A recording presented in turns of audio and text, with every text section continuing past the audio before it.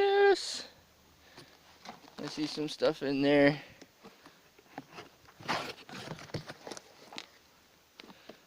Thank you for using priority. Postage required. Ugh.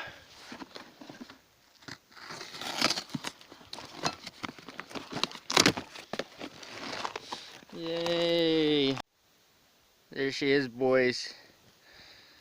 That's the good stuff. Friggin'. Oh yeah. So inside of those two, I found these blocks. These are tapered blocks for pinion angle correction.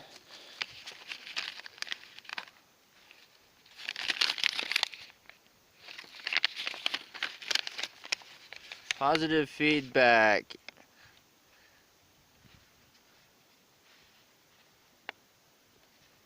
Please do not file a negative feedback before giving us a chance to provide customer service.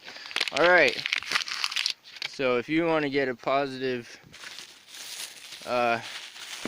review from Mr. John 613, you better include some damn friggin' shock extensions like you said you were gonna. The kit came in two pieces.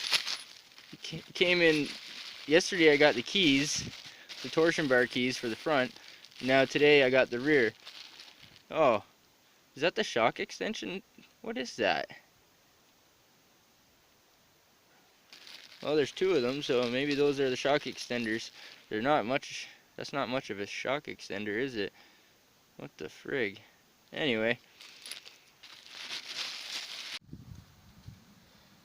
Well, I got the crusty U-bolts undone, and I did it all by hand with the hand tools, ratchets and pipes and hand tools. So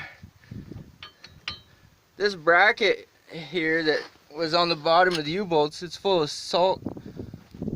So now's a good time to get all that salt out of there. I'll have to probably dig it out. Anyway, I'll clean that up a little bit just because I don't want the salt in there. And now it's gonna be a piece of cake now. The hardest part, like I say, is always getting the old U-bolts out.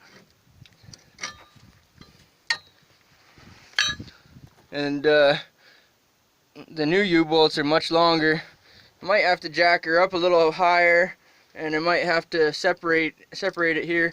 Sometimes the pin sticks into the differential housing bracket there, or the leaf spring perch bracket.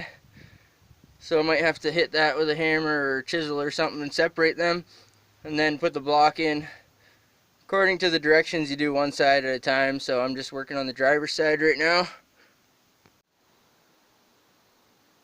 Well, there's the old U-bolts and comparison with lengths, comparing the length of the old ones to the new ones. And the new ones are almost twice as long. Not quite twice as long, but yeah, you get the picture. They're friggin' long.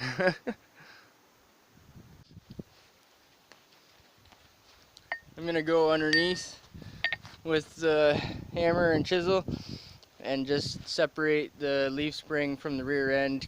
There's a pin into the leaf spring, and it usually sticks like a dowel into the perch on the differential. So I'm gonna go ahead and separate them, and you'll probably see the rear end drop because it's up off the ground. Normally you would support the rear end, but I think since I only have one jack and no hoist, I'm probably just gonna use the jack to lower the springs down onto the blocks and leave the rear end and just let the rear end drop.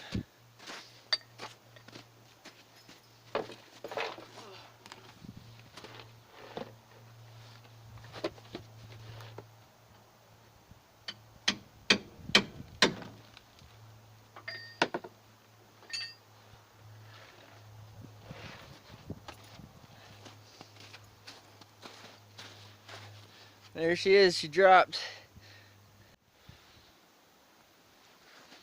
These are the new lift blocks, and you'll see the dowel that I was telling you about. That dowel goes down into the perch, the spring perch on the differential, and it's tapered so the pinion angle for drive shaft, it'll turn the pinion drive shaft up a little bit so it's more in a straight line. Well, that locator pin right there on top, it actually goes down and it goes into a hole and it locates the rear end into where it's supposed to be so it doesn't move. But that locator pin was way too thick, like it was sticking out quite a bit, and the hole that it goes into on the rear end is really shallow, and it was hitting the axle tube, so I had to shorten that locator pin. Well, I got the U-bolts tightened up finally, and the block is in there, and that's what she looks like. And that's what it used to look like. It used to look like that, but now it looks like that. And now it's raining on me. I'm laying in the mud and the truck is dripping on me. Friggin' thing. So anyway, mission accomplished on one corner. Now I gotta do the other 3 corners. Since it's miserable and I'm laying in the mud, I might do the other side tomorrow. So I only got one corner done yesterday, so today I'm gonna go ahead and do the other side.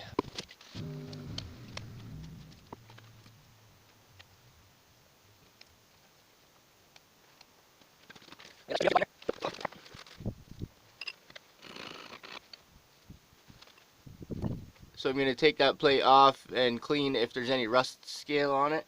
I'm going to clean that off.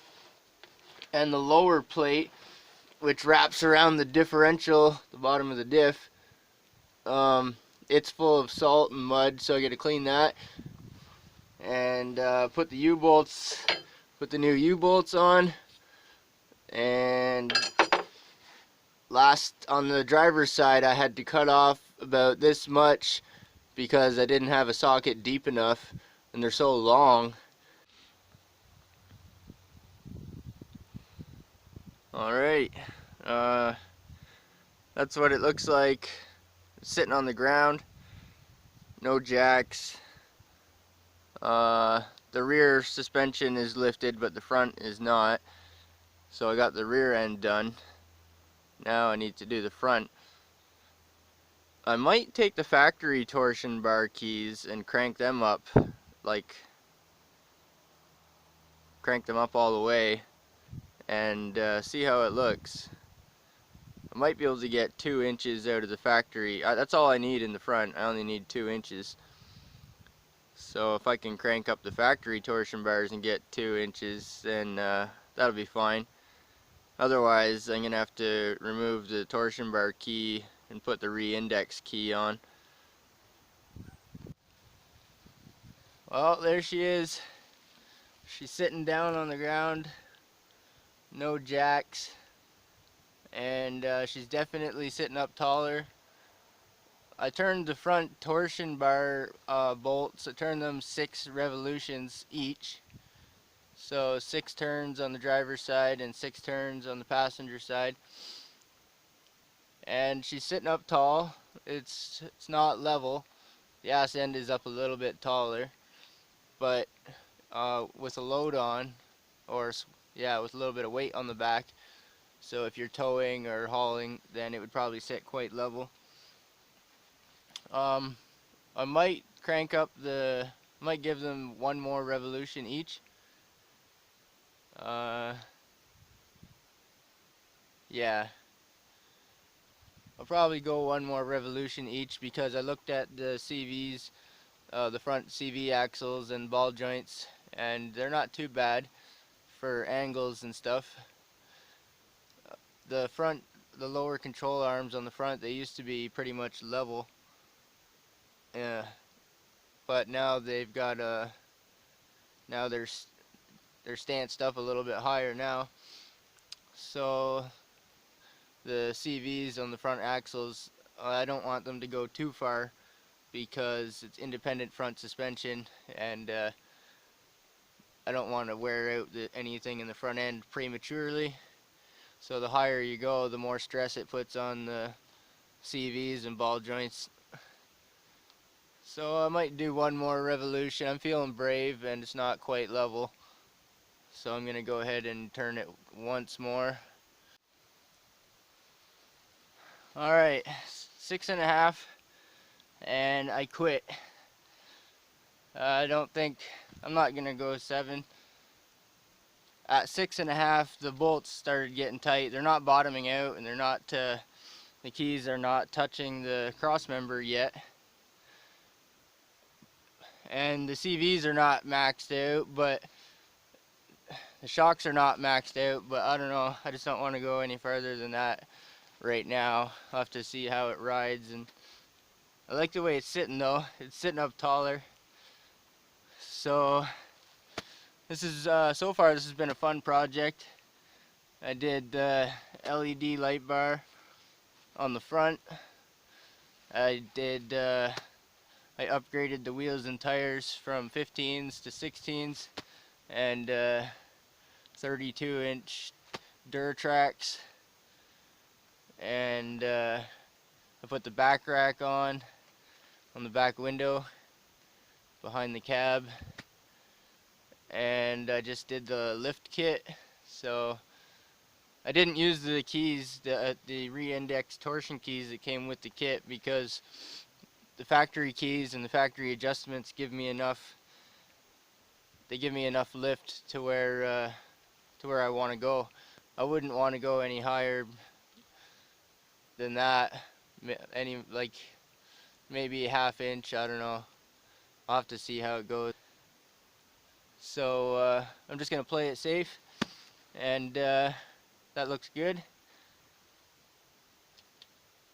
I'll probably do like a before and after photo, like before the lift and after lift, or maybe before everything, like before the light bar, before the back rack, before the tires, before the lift kit.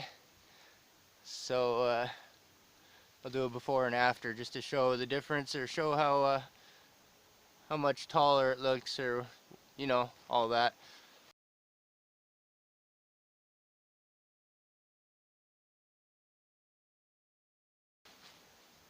And that's going to be it for the lift kit.